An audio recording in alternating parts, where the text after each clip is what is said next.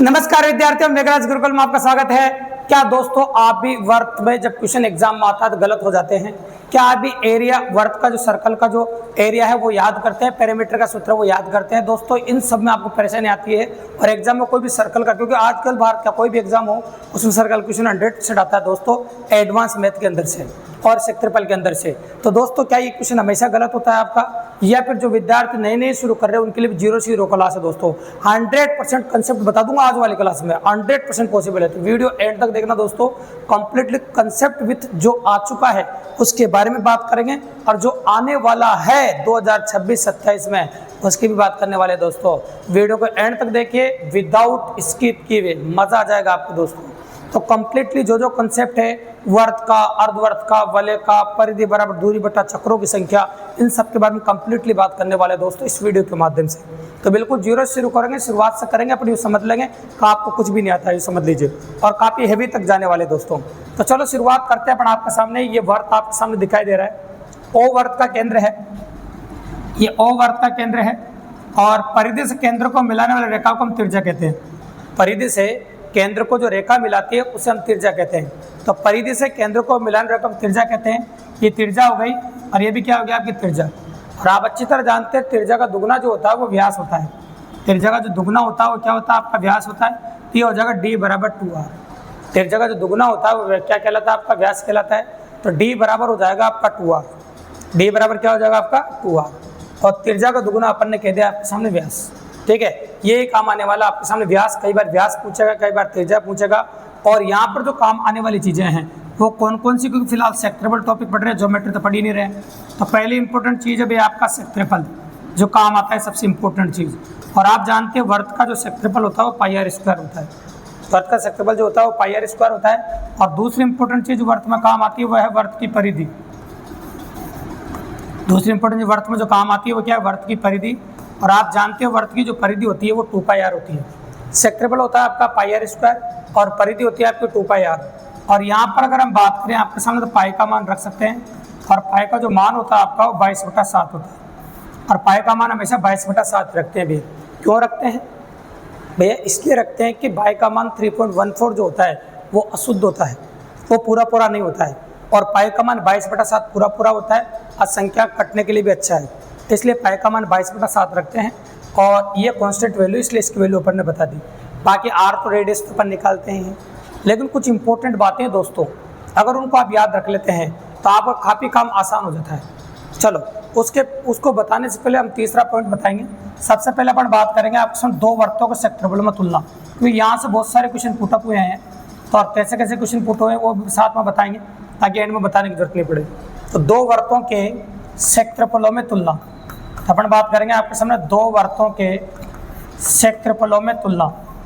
ठीक है, तो दो वर्तों के क्षेत्रफलों में तुलना कैसे करेंगे अपन? पहले वर्त के क्षेत्रफल में अगर दूसरे वर्त का क्षेत्रफल का भाग लगा दें अपन, पहले वर्त के क्षेत्रफल में दूसरे वर्त के क्षेत्रफल का भाग लगा दें तो तुलना हो जाती है। ठीक है, तो पहले वर्त का क्षेत्रफल क्या होगा आपका, देखो सुनो, ये पाई r1 का स्क्वायर और दूसरे वर्त का क्षेत्रफल होगा आपका पाई r2 का स्क्वायर। अब पहले में दूसरे का भाग लगा दीजिए। आप भाग लगाते हैं, आप जानते हैं पाई से पाई कैंसिल हो जाएगा। अब क्षेत्रफल में अनुपात आ जाएगा आपका बिल्कुल सिंपली और काफ़ी आसानी से। तो क्षेत्रफल में अनुपात क्या हो जाएगा आपका, नोटिस कीजिए, ये क्षेत्रफल में अनुपात होगा और ये त्रिज्याओं के वर्गों में अनुपात होगा। ये त्रिज्याओं के वर्गों में अनुपात होगा और वो क्षेत्रफल में अनुपात हो जाएगा। किस प्रकार से? तो आप कह सकते हैं कि जो वेरिएंट मैंने आपके सामने बनाया ये वाला, ये बढ़िया काफ़ी इंपॉर्टेंट। अब यहाँ से मैं दो क्वेश्चन बना के दिखा सकता हूँ आपके सामने। पहली इंपॉर्टेंट बात, अगर आपको क्षेत्रफल में अनुपात दे तो त्रिज्याओं में अनुपात पूछ सकता है। अगर आपको क्षेत्रफल में अनुपात दे तो त्रिज्याओं में पूछ सकता है, और त्रिज्याओं में अनुपात दे तो क्षेत्रफल में पूछ सकता है। ठीक है, क्षेत्रफल में अनुपात दे तो त्रिज्याओं में पूछ सकता है और त्रिज्याओं में अनुपात दे तो क्षेत्रफल में अनुपात पूछ सकता है। तो इनमें से कोई सा भी आपसे पूछ सकता है। और त्रिज्याओं का जो अनुपात होगा वही परिधियों का अनुपात होगा, क्योंकि 2π कॉन्स्टेंट वैल्यू होती है। त्रिज्याओं का अनुपात जो होता है वो परिधियों का अनुपात होता है, क्योंकि 2π कांस्टेंट वैल्यू होती है। तो घबराने की बिल्कुल जरूरत नहीं है। यहाँ से 3 क्वेश्चन बन गया एग्जाम के अंदर आने वाले। क्षेत्रफल का अनुपात देगा, त्रिज्याओं का अनुपात पूछ ले, पहला क्वेश्चन। त्रिज्याओं का अनुपात देगा, क्षेत्रफल का अनुपात, दूसरा क्वेश्चन। और आप क्षेत्रफल का अनुपात दे दे, परिधियों का अनुपात पूछ ले, तीसरा क्वेश्चन। उसे त्रिज्याओं का निकाल लो, जो त्रिज्याओं का होगा वो परिधियों का होगा। कोई अलग सा नहीं होता भी, बिल्कुल सिंपल है। तो 3 क्वेश्चन तो आपको यहाँ से बढ़ के तीसरे पॉइंट से बिल्कुल सिंपल है। तो ये जो काम आने वाली चीज़ें है ना, वो परफेक्टली बताइए, काफ़ी ईजिली अप्रोच करिए अपन, तो कोई बड़ी बात नहीं, काफ़ी आसानी से अपन कर रहे हैं और काफ़ी कंडक्टेड पॉसिबिलिटी है। देखो इसकी चाहो तो यहाँ से अपन क्वेश्चनों की जो पॉसिबिलिटीज़ है वो बता भी सकते हैं आपके सामने और कर भी सकते हैं। तो तीनों क्वेश्चन मैंने यहाँ बता दिए, तो क्वेश्चन बताने की जरूरत नहीं, बस संख्या तो लिखनी है और क्या लिखना है, ठीक है। इसके बाद चौथी इंपॉर्टेंट चीज़ जो अपने काम आती है उसके बारे में बात करते हैं अपन। और ये चौथी जो चीज़ बता रहे हैं आपको, अगर ये ध्यान में रखते हैं तो बहुत ज़्यादा बड़ा बेनिफिट होने वाला है, यूँ समझ लो आप। तो चौथी और पाँचवीं इंपॉर्टेंट थिंग्स है जिनके बारे में बता रहे हैं। अगर त्रिज्या 7 है तो सेक्ट्रेपल आपको याद रखना 154, सेंटीमीटर में है तो वर्ग सेंटीमीटर, मीटर में है तो वर्ग मीटर। तो त्रिज्या 7 तो सेक्ट्रेपल 154, ये काफ़ी ज़्यादा समय बचा देगा आपका, तो समझ लीजिए। तो काफ़ी इंपॉर्टेंट चीज़ है, क्योंकि एग्जाम के अंदर 3 त्रिज्याएं जो बार बार रिपीट होती रहती है भी, कौन सी? त्रिज्या 7, त्रिज्या 14 और त्रिज्या 21, ये बार बार रिपीट होती है। अगर इनके लिए सेक्ट्रेपल और परिधि अगर आपको डायरेक्ट याद है तो ये समझ लीजिए काफ़ी ज़्यादा समय पेपर का बचा सकते हो। और कंबाइंड वाले जो क्वेश्चन आएंगे कॉम्बिनेशन वाले, उनको भी काफ़ी ईजी और काफ़ी आसानी से कर सकते हैं दोस्तों आप। तो बहुत कमाल की चीज़ें हैं, काफ़ी इंटरेस्टेड चीज़ें हैं, समय बचाने के लिए काफ़ी कर रहे हैं, क्योंकि आजकल के एग्जामों में समय नहीं है भी है। फिर लिखा r बराबर 14, यहाँ पर जो सेक्ट्रेपल होगा आपका हो जाएगा 616, ठीक है। फिर अपन ने लिखा r बराबर 21, यहाँ पर जो सेक्ट्रेपल होगा आपका वो हो जाएगा आपका 1386, सेक्ट्रेपल कितना हो जाएगा आपका 1386, बिल्कुल सिंपल सी बात है। तो ये 3 आपको ध्यान में रखने हैं। अगर त्रिज्या 7 है तो सेक्ट्रेपल 154, त्रिज्या 14 है तो सेक्ट्रेपल 616 और त्रिज्या 21 है तो सेक्ट्रेपल 1386। ये डायरेक्ट अप्रोच करने वाली बात है, मतलब डायरेक्ट याद करने वाली बात है, इसमें कोई बड़ी बात है नहीं। इसके बाद आपका 5वां पॉइंट ले लेता हूँ मैं, और 5वें पॉइंट में यही बात वापस ले रहे हैं अपन, बस परिधियों के साथ लेने वाले हैं। चलो तो परिधियों के साथ ले लेते हैं अपन। अगर त्रिज्या 7 है तो आपको परिधि याद रखनी है 44 होगी। अगर ये सेंटीमीटर में तो ये भी सेंटीमीटर में होगा, ये मीटर में तो ये भी मीटर में होगा। और त्रिज्या अगर आपकी 14 है तो परिधि जो होगी आपकी वो 88 हो जाएगी, बिल्कुल सिंपल। और त्रिज्या अगर आपकी 21 है तो जो परिधि आपकी होगी वो 132 हो जाएगी। तो त्रिज्या 7 है तो परिधि होगी आपकी 44, त्रिज्या अगर 14 तो परिधि 88 हो जाएगी, और त्रिज्या 21 है तो परिधि हो जाएगी 132 आपकी। इस प्रकार से आप कर सकते हैं, कोई बड़ी बात नहीं है। तो ये आपको ध्यान रखना है। अगर ये मटेरियल आपको ध्यान में रह जाता है तो ये समझ लीजिए क्वेश्चन करने में कोई दिक्कत नहीं आएगी अभी, और काफ़ी आसानी से क्वेश्चन कर सकते हैं। तभी सर्कल वाला पार्ट पढ़ रहे हैं वर्त वाला, और ये पहला पार्ट है आपका वर्त का, समझ लीजिए कि इसमें वर्त के बारे में चर्चा कर रहे हैं, वो भी अर्धवर्त वलय वगैरह के बारे में बिल्कुल बात नहीं कर रहे हैं। तो इस ये जितना सारा पोर्शन है जो एग्जाम में क्वेश्चन पुटअप होते हैं, ये सारा वर्त का पोर्शन आपका, मतलब सर्कल के बारे में बात कर रहे हैं बाकी सामने 100%। तो कोई बड़ी बात नहीं, बिल्कुल सिंपल वेरिएंट है और पॉसिबल है, ठीक है, कर सकते हैं अपन। इसके बाद अपन ये करा आपने, और ऐसा करने के बाद और भी जो अप्लाइड पॉसिबिलिटी बनती है आपकी, उनके बारे में बात करते हैं कि एग्जाम्पल कैसे बनेंगे। तो किसी ने कहा कि सर क्वेश्चन कैसे बनेंगे, उनके बारे में बात कर ले, फिर हम अर्धवर्त के बारे में बात कर लेंगे। तो चलो सेक्ट्रेपल के बारे में बात कर लेते हैं। 3 क्वेश्चन तो वहाँ बनेंगे, उनको तो रिपीट करेंगे नहीं, 3 क्वेश्चन इससे बन गया आपके। और हाँ, तो अगला क्वेश्चन देखिए, एक वर्त का सेक्ट्रेपल दे रखा आपको 1386 वर्ग मीटर, ये दे रखा वर्त का सेक्ट्रेपल, इसकी परिधि आपसे पूछिए। और हमारे तरीके अगर आपको पता है तो क्वेश्चन मात्र 5 सेकंड में करेंगे। 1386 सेक्ट्रेपल के लिए जो त्रिज्या होगी आपकी वो 21 मीटर हो जाएगी, और परिधि जो हो जाएगी आपकी इसके लिए 21 मीटर के लिए वो 132 मीटर हो जाएगी। तो डायरेक्टली जो आपका आंसर संभव है वो हो जाएगा आपका 132 मीटर, काफ़ी ईजिली और काफ़ी आसानी से। ये आपका पहला क्वेश्चन का जवाब है। अब आ जाते हैं क्वेश्चन नंबर 2 पे। क्वेश्चन नंबर 2 आपका क्या कहता है उसके बारे में बात करते हैं, क्योंकि 3 तो वहाँ हो गए और 2-3 मैं और ले रहा हूँ सामने। देखो क्या कहता है, देखो सुनो, एक वर्त की परिधि, ये परिधि 2πr, और एक त्रिज्या, ये त्रिज्या, एक वर्त की परिधि और त्रिज्या, इन दोनों में 37 का अंतर है। इन दोनों में 37 का अंतर, मतलब इन दोनों का अंतर करने के बाद 37 के बराबर आ जाता है।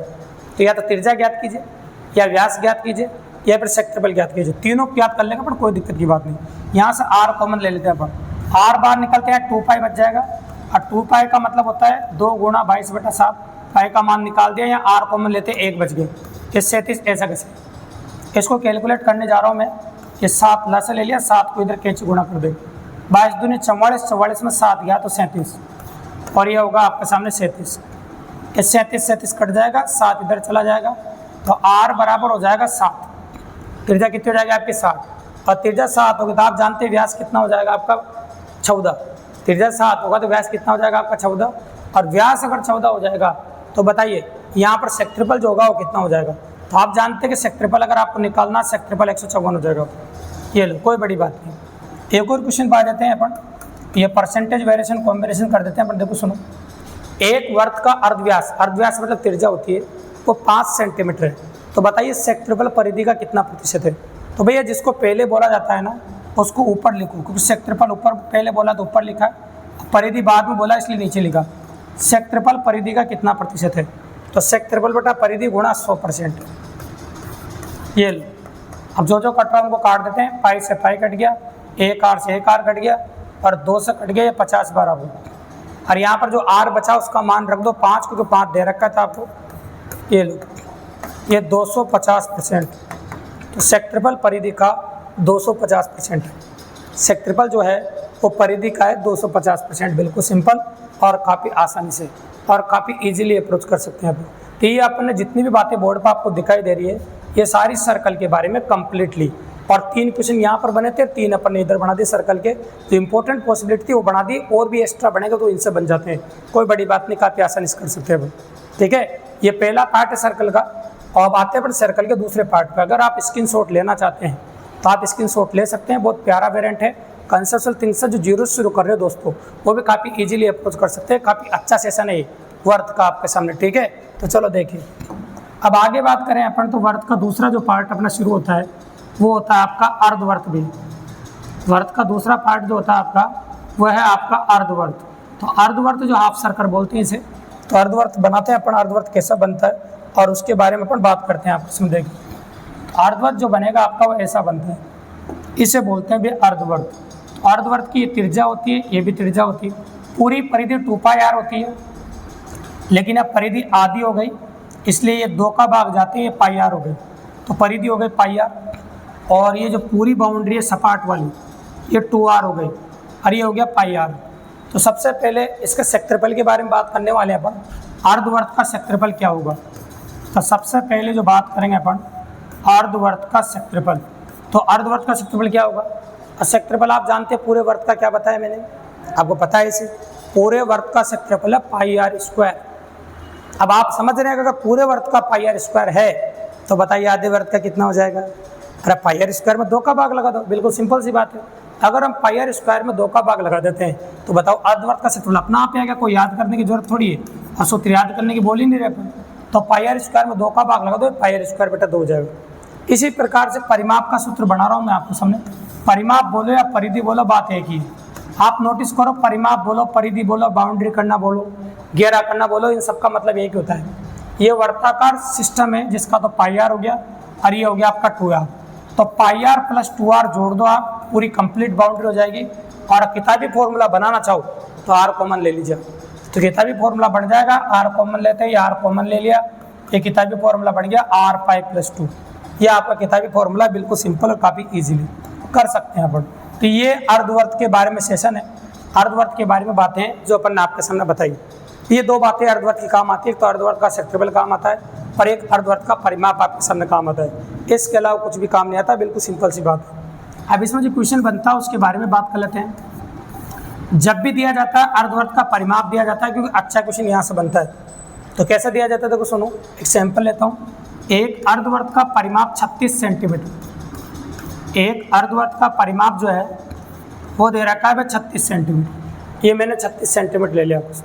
तो इसका त्रिज्या ज्ञात कीजिए तो त्रिज्या पूछेगा, व्यास ज्ञात कीजिए व्यास पूछेगा, या सेक्ट्रिपल ज्ञात कीजिए सेक्ट्रिपल पूछेगा। तीनों पूछ लेगा, पर कोई दिक्कत की बात नहीं। चलो पहले त्रिज्या निकाल लेते हैं, बाकी सब अपना आप आ जाएगा। ये 22/7 लिखा, ये 2 लिखा, और ये 36 लिखा। इसको कैलकुलेट करते हुए जाते हैं अपन। तो इसको ला से ले लो 7, 7 दूनी 14, 14 और 22 हो जाएगा आपका 36। और ये लिखा मैंने आपके सामने 36, 36 36 कट जाएगा, 7 इधर कैंची गुणा हो जाएगा। तो आर की जो वैल्यू हो जाएगी आपकी वो 7 सेंटीमीटर हो जाएगी। आर की जो वैल्यू हो जाएगी वो कितनी हो जाएगी आपकी 7 सेंटीमीटर। बिल्कुल सिंपल सी बात है। ये अपन ने आपके सामने आर की वैल्यू निकाल दी, और आर की वैल्यू आने के बाद आप बता सकते हैं तो त्रिज्या आ गई। आप चाहो तो व्यास पूछ सकते हैं, व्यास डायमीटर होता है, त्रिज्या का दुगुना व्यास होता है, ये 14 सेंटीमीटर हो जाएगा। किसी ने कहा अगर सेक्ट्रिपल पूछे तो भैया सेक्ट्रिपल भी पूछ सकता है, कोई बड़ी बात नहीं। तो सेक्ट्रिपल क्या होता है आपका 7, त्रिज्या के लिए सेक्ट्रिपल 154 होता है, लेकिन यहाँ तो पाई आर स्क्वायर बटा 2 है, तो ये 154 में 2 का भाग लगाओ 77 वर्ग सेंटीमीटर आ जाएगा। ये आ गया सेक्टरेबल। अब पेपर वाला त्रिज्या पूछे तो ये जवाब दो, व्यास पूछो तो ये जवाब दो, आखिरी लाइन जो भी हो, और सेक्टरेबल पूछो तो ये जवाब दो। आखिरी लाइन जो भी हो उस हिसाब से आप जवाब दे सकते हैं। 100% एनालिसिस है, जो एग्जाम वाला पूछे उसका अपन जवाब दे सकते हैं, कोई बड़ी बात नहीं है ना। जो एग्जाम वाला पूछे उसका जवाब हम लोग काफ़ी इजीली और काफ़ी आसानी से कंडक्ट कर सकते हैं आपके सामने। तो कोई बड़ी अप्रोच नहीं, बिल्कुल सिंपली अप्रोच कर रहे हैं और काफ़ी आसानी से कर रहे हैं, तो काफ़ी इजीली वेरिएंट हो गया। तो ये अपन ने बताया आपके सामने अर्धवर्त के बारे में, जो वर्त का सेकंड पार्ट है, ठीक है। अब आते हैं अपन वर्त का तीसरा पार्ट। तो तीसरी पॉसिबिलिटी वर्त की बनती है वो क्या है, देखो आपका वह है वलय। वर्त का जो तीसरा पार्ट आपके सामने बनता है, तीसरी इंपॉर्टेंट चीज़ जो बनती है उसे हम वलय कहते हैं। वलय बोलो या फिर शक्ति बोलो, बात एक ही। तो शक्ति भी कह सकते हो, वलय भी कह सकते हो, ये आपकी इच्छा पर डिपेंड करता है ना। आप क्या कह रहे हैं, शक्ति बोलो वलय बोलो, बात एक ही। तो ये जो वाला भाग है ना, ये भरा होता है बस। वलय जो होता है ना, ये वाला भाग आप नोटिस कर सकते हैं। तो शक्ति जो होती है ये वाला भाग भरा होता है वर्ताकार, और अंदर का जो भाग दिख रहा है बलिंग का आपको, ये खाली होता है। इसमें दो त्रिज्याएं होती है, वे दोनों त्रिज्याओं के बारे में बात कर ले। ये अंदर वाली त्रिज्या, अंदर वाले वर्त की, ये बाहर वाले वर्त की त्रिज्या। अंदर वाले वर्त की त्रिज्या इसमें R1 होती है, बाहर वाले वर्त की त्रिज्या R2 होती है। ये दोनों त्रिज्याएं होती है, इसे हम शक्ति बोलते हैं। अंदर वाला भाग काट के फेंक देते हैं। अब यहाँ तो अपन कैसे काट के फेंक सकते हैं बोर्ड पे, तो ये वाला भाग कटा होता है इसमें, बिल्कुल सिंपल सी बात, ठीक है। अब इसमें क्या क्या काम आता है, तो दोनों चीज़ें काम आती है। एक तो वलय का सेक्टरेबल काम आता है इसमें भी, और एक काम आती है वलय की परिधि। तो पहले सेक्टरेबल निकालते हैं, याद नहीं करना, निकालते हैं। अच्छा बताओ, बाहर वाले वर्त के सेक्टरेबल में से ये ब्लैंक वाला अंदर वाला वर्त का सेक्टरेबल घटा दो तो वलय का सेक्टरेबल आ जाएगा, नहीं आ जाएगा। वलय तो यही है जो ऐसे हो रहा है, आच्छादित हो रहा है, वही भाग है। तो बाहर वाले वर्त का सेक्टरेबल क्या है, पाई R2 स्क्वायर, और जो काट रखा अंदर वाला भाग पाई R1 स्क्वायर। अगर पाई R2 स्क्वायर में से पाई R1 स्क्वायर घटा देता हूँ तो वलय का सेक्टरेबल आ जाएगा। ये लिखा मैंने, पाई R2 स्क्वायर में से पाई R1 स्क्वायर घटा दो। और अगर किताबी फॉर्मूला निकालना चाहते हो तो पाई अपन कॉमन ले सकते हैं, तो R2 का स्क्वायर माइनस R1 का स्क्वायर, ये हो जाएगा आपका सेक्टरेबल, बिल्कुल सिंपल और काफ़ी इजीली। इसके बाद दूसरी इंपॉर्टेंट चीज़ जो अपने काम आती है, वलय की परिधि कह सकते हो, वलय का परिमाप कह सकते हो, और कुछ भी नहीं। ये पहली परिधि जो है R1 त्रिज्या की 2 पाई R1, और दूसरी परिधि आपकी 2 पाई R2, इन दोनों को जोड़ देते हैं अपन। तो पहली परिधि जोड़ते हैं अपन 2 पाई R1, और दूसरी परिधि अपन जोड़ते हैं 2 पाई R2, मतलब दोनों परिधियों को अपन जोड़ते हैं, ठीक है। तो यहाँ से 2 पाई कॉमन ले लेते हैं अपन। 2 पाई कॉमन लेने के बाद ये बन गया R1 प्लस R2, ठीक है। अपना 2 पाई R1 प्लस R2 हो जाएगा आपके साथ, बिल्कुल सिंपल। ये 2 पाई कॉमन ले लिया अपन ने, तो ये बढ़ेगा 2 पाई R1 प्लस R2। ये दो इंपॉर्टेंट चीज़ें हैं जो क्वेश्चन करते वक्त बार बार अपने काम आती है, और वलय में सिर्फ ये दोनों ही काम आती है। एक तो वलय का क्षेत्रफल पाई R2 square minus R1 square, और ये R1 प्लस R2 2 पाई R1 प्लस R2, ये काम आती है आपके सामने। अब दो शानदार क्वेश्चन बनते हैं यहाँ पर, उन दोनों क्वेश्चनों को ले लेते हैं। इसमें क्वेश्चन तो और भी बनते हैं, लेकिन दो ज़्यादा अच्छे क्वेश्चन बनते हैं, तो पहले उनको लेते हैं अपन। तो क्वेश्चन नंबर 5 ये कहता है कि आपका एक खेत है वर्ताकार। कैसा खेत है आपका, एक वर्ताकार खेत है, हाँ ना, वर्ताकार खेत ले सकते हैं पर कोई दिक्कत की बात नहीं है। ऐसा वर्ताकार खेत है आपका बहुत बड़ा, ऐसे बहुत बड़ा, उसके बीचों बाच यहाँ खूंटा गाड़ दिया आपने, और खूंटा गाड़ कर 7 मीटर की रस्सी से एक गधा बांधा। तो आप जानते हैं जब 7 मीटर की रस्सी से गधा बांधेंगे तो खेत के इतने सेक्टरेबल घास को चढ़ सकता है। अब इतनी घास खा गया, मान लो जितनी अंदर है वो सारी घास खा गया, तो क्या करेगा किसान, रस्सी की लंबाई को बड़ा करना पड़ेगा। उसने रस्सी की लंबाई को बढ़ाकर 14 मीटर कर दिया। क्यों कर दिया, ताकि अतिरिक्त घास को खा सकता है। तो बताओ, रस्सी की लंबाई बढ़ाकर 14 मीटर करने पर वह गधा कितने अतिरिक्त क्षेत्रफल की घास को चढ़ सकता है। तो ये जो अतिरिक्त क्षेत्रफल नजर आ रहा है ना आपको, अतिरिक्त क्षेत्रफल जो आपसे पूछा है, ये वलय का क्षेत्रफल आपके सामने। ये अतिरिक्त क्षेत्रफल जो आपसे पूछा है, इसे अपन वलय का क्षेत्रफल बोलेंगे। तो कुल मिलाकर मुझे वलय का क्षेत्रफल निकालना है, डायरेक्टली नहीं पूछा, बस क्वेश्चन को और अच्छा बनाने की कोशिश की है। तो वलय का क्षेत्रफल क्या होगा, पाई R2 स्क्वायर मतलब 14 का स्क्वायर माइनस 7 का स्क्वायर। अब आप बताइए 14 का स्क्वायर कितना होता है। आपने सीखी वर्ग संख्या 196, और 7 का स्क्वायर होगा आपका 49, ठीक है। तो ये लिखा अपन ने 22/7। जब घटाओगे आप घटा भी सकते हैं, कोई बड़ी बात नहीं है। 16 में से ज्ञात कितना होगा, 7।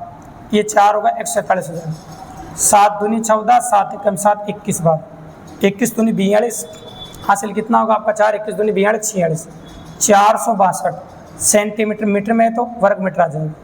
ये आ गया भाई आपका वलय का क्षेत्रफल, बिल्कुल सिंपल और काफ़ी आसानी से। तो ये हो गया आपका पहला क्वेश्चन जो वलय पर अपन ने किया है। ठीक है, वलय का दूसरा क्वेश्चन सुनो। जब भी कभी सकेंद्रीय वृत्तों की चर्चा की जाए, ऐसे बोले ऐसे वृत्त जिनका केंद्र एक ही हो, प्लस सकेंद्रीय वृत्तों की तुलना की जाए, बताया जाए, तो सकेंद्रीय वृत्तों का मतलब भी वलय बनाते हैं। ये 2 सकेंद्रीय वृत्त हैं जिनका केंद्र एक ही है। देखो आप जब भी तो वलय बना रहे हैं, जो सकेंद्रीय वृत्त बोले तब भी समझना वलय की चर्चा हो रही है। 2 सकेंद्रीय वृत्तों की परिधियां क्रमशः 88 सेंटीमीटर तथा 132 सेंटीमीटर है। 2 सकेंद्रीय वृत्तों की परिधियां क्रमशः 88 सेंटीमीटर तथा 132 सेंटीमीटर है। तो उनसे बनने वाले वलय का क्षेत्रफल ज्ञात कीजिए। उनसे बनने वाले वलय का क्षेत्रफल ज्ञात कीजिए। कर सकते हैं क्योंकि 88 परिधि के लिए त्रिज्या मैंने आपको क्लियरली डायरेक्ट बताई है 14 सेंटीमीटर, और आपको बोला मैंने 132 के लिए बोलिए त्रिज्या 21 सेंटीमीटर। ये लो, अब वलय का क्षेत्रफल निकालना कोई बड़ी बात नहीं, तरीका आप जानते हैं क्षेत्रफल। ये लो, पाई का मान 22/7 और ये हो गया आपका 21 का स्क्वायर माइनस 14 का स्क्वायर। तो बताइए, ये लिखा अपन ने 22/7, 21 का स्क्वायर होगा 441 और 14 का स्क्वायर होगा आपका 196। ठीक है, तो ये हो जाएगा आपका 22/7 और ये घटाएंगे तो 245 हो जाएगा। 7 का पार्ट बोलो, 7 के 21 और 7 पंजा 35, 35 दूनी 70 हासिल 7, 35 दूनी 70 7 77, तो ये होगा 770। है ना, अगर सेंटीमीटर में दे रखा है तो वर्ग सेंटीमीटर होगा, मीटर में दिया होता है तो वर्ग मीटर होता है। ये कम्प्लीटली जो बोर्ड आपको दिखाई दे रहा है, ये वर्त का जो पार्ट है वलय, उसका कम्प्लीटली डिस्क्रिप्शन है, 100% वलय के बारे में है।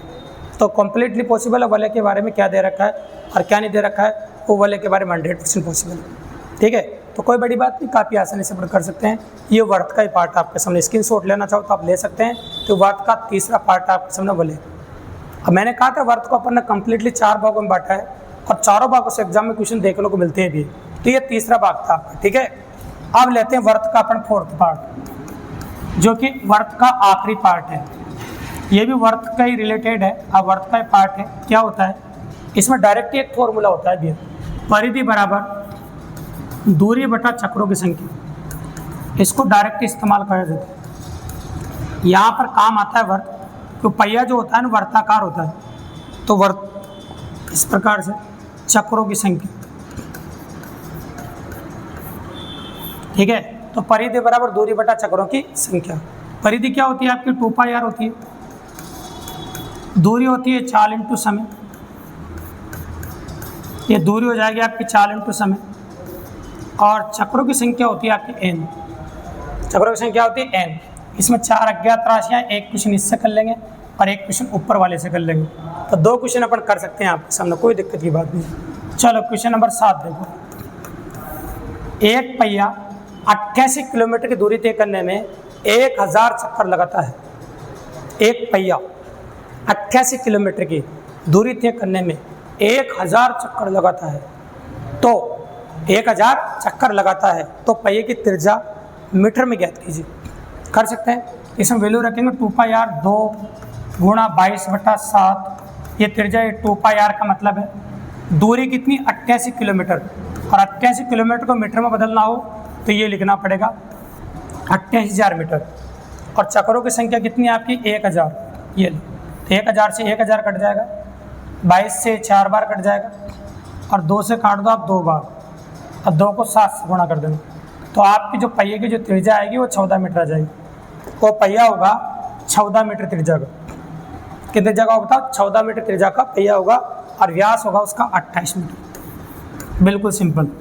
ये हो गया क्वेश्चन नंबर 7। अब एक क्वेश्चन यहाँ से लेते हैं अपन।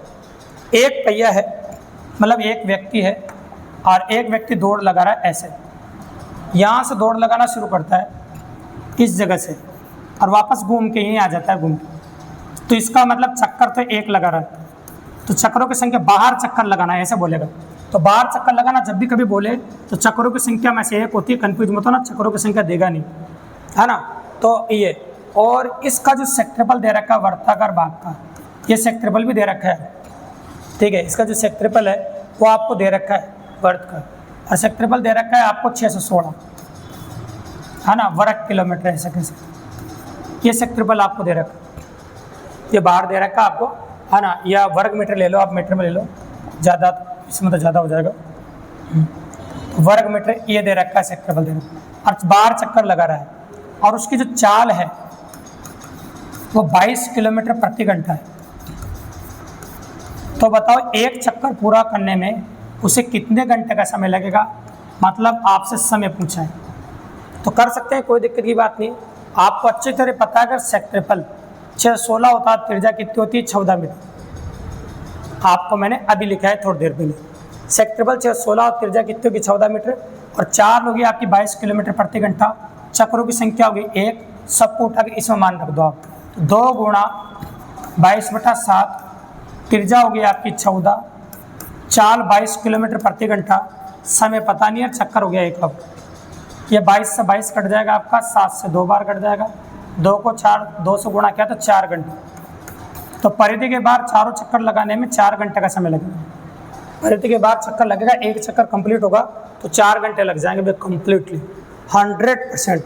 तो आज का जो सेशन था कम्प्लीटली 100%, तो आज का जो सेशन था वो किसके बारे में था आपको पता, आज का सेशन कम्प्लीटली आपके जो बारे में था वो था वर्त के बारे में। तो वर्त के जो 4 भाग थे उनको कम्प्लीटली बात करें।